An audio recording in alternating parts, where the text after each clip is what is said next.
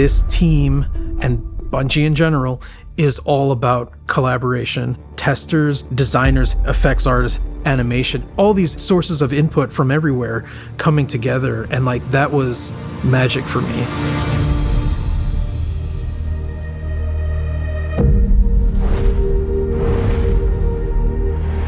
The final shape, it felt a little like a love letter at times. We really thought about bringing that forward to the weapons. Like Kvostov, it's the first gun you get. There has to be the narrative bookends of the first gun I got in the game. It's here in the Pale Heart. It's like this old friend returned. How do you make this thing really good and really powerful without making it not what it is? And that was really challenging. What we ended up deciding on is it is about your skill. Oh, it's all in the wrist, a little. Like, it's gonna bounce several times down this line of guys. You're just really good at bouncing this bullet. It's fate, almost. This thing's dope. Help! Yeah. And we pepper in the number 7 in as many places as we could. So it bounces 7 times. It's got a bunch of 7s in its stat.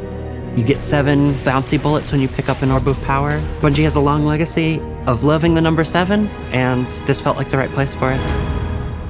Cade has this iconic hand cannon that in a lot of ways has become a symbol. We took Ace of Spades and we went, where's the rest of the deck of cards? We had this really cool opportunity to theme all the Pale Heart weapons after different suits. It has this two-tone feel to it. The opposite side of the gun is the inverse of that idea. They look freaking awesome. It also has like these fantasies of characters that have influenced Cade. These guns are part of his past. We wanted something that you can't do with any of your other weapons, and we came up with no hesitation. It shoots these harmonic bullets that if you're targeting an enemy, it'll hurt them and burn them. But if you're shooting an ally, it'll heal them. I love this thing. Oh, I'm so glad. We had to build a lot of the language, and with the new cool little Guardian health bars, you can see that. The healing effect on it is very strong. For a while, we were calling it the Just Don't Die gun. It has its own little energy bar, like the glaive does, and that energy bar is charged by any damage whatsoever. It's like, we know what we did. Since you are returning to the Traveler, we wanted to focus on bringing new supers to the light subclasses. For Song of Flame, we wanted to plus up Radiance from Destiny 1 and have it be combat focused. If you remember Radiance from D1, it has fire wings. We kind of ate that visual space with Dawnblade, where you've got these like awesome flame wings. In a split second, if a player sees a character solar with wings, they're going to see that it's Dawnblade. We had to come up with something different. Zach, our VFX artist, came up with the idea of this halo around you, like a medieval painting.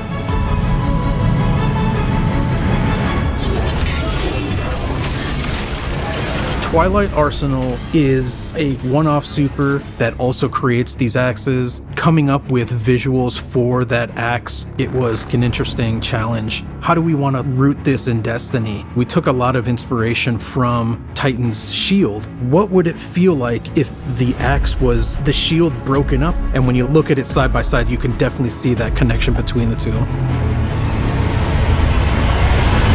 Storm's Edge. We wanted to call back to Arcblade in Destiny 1, throwing the dagger and zipping over there, blowing up stuff. How long do you have in the super? Initially, you had a long time. You had 24 seconds. We did not earn any friends in those playtests. No, people were pretty mad. But we toned it down, and now you only have 12 seconds, and it's a lot more reasonable. We found a problem where when you grapple and then you cast Blink Dagger out of it, I fall to the floor. Right? Whereas if I'm in midair and I blink dagger, I should be held in midair, right? And it sucks. So I want to fix it. It's the things like the camera shake, the way the rumble spikes and then falls back off. We need all of our abilities to feel awesome.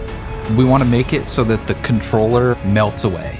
You stop thinking about what do I have to do, and instead you just inhabit your character and you don't have to think about it. The game just plays.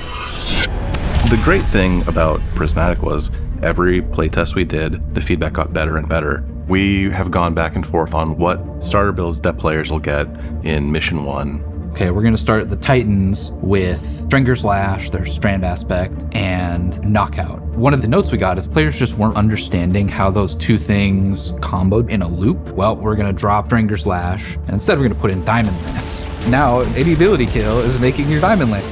Your knockout punch, hey, that makes a Diamond Lance. You throw your Diamond Lance at the floor, everything's frozen, now you can punch stuff again and get amplified with knockout. Once we made that switch, all of a sudden it clicked in players' heads. This loop becomes a lot more clear, and players were much more satisfied with their starter loadouts. At the end of the day, like, the chaos is the point. Yeah.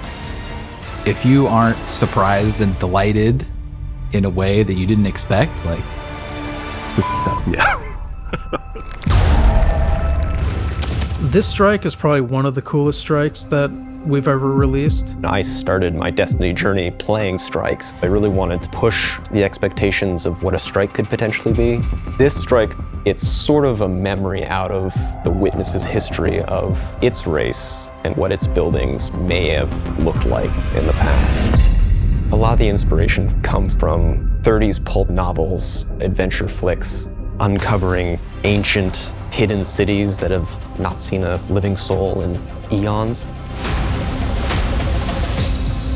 And then subsequently destroying those cities moments later.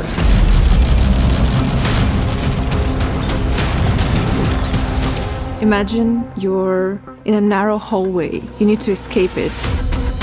Lava is descending. Obstacle is coming out of the walls. You made this slide towards the closing door and you're dead. The door just closed right in front of your face, so... That happens a lot. I have 7 Gilded Conqueror titles. I want this strike to be the hardest strike we ever made. I want people to scream and cry over this strike. Oh no! And just say, how do I complete this strike on Grandmaster difficulty? And I'll be like, yes. That's kind of one of the fun parts about making a strike. There's so much freedom and creativity to do wild things, and then testing that, it's just a lot of fun, that back and forth. We have a very tight relationship with Test as designers, and I couldn't do anything I do, gameplay-wise, without Test there at my side. But as soon as I can get fresh eyes on it, I think that's where it really comes in. We ran a lot of play tests, and every time I would invite people, I'm like, this is final play test, but it's never final. We just can't stop. It's really not just one department creating something special. When you see all those things combined and the iteration and the back and forth, and when you get to this end result where it just feels like it couldn't be any other way, we hit on something amazing here.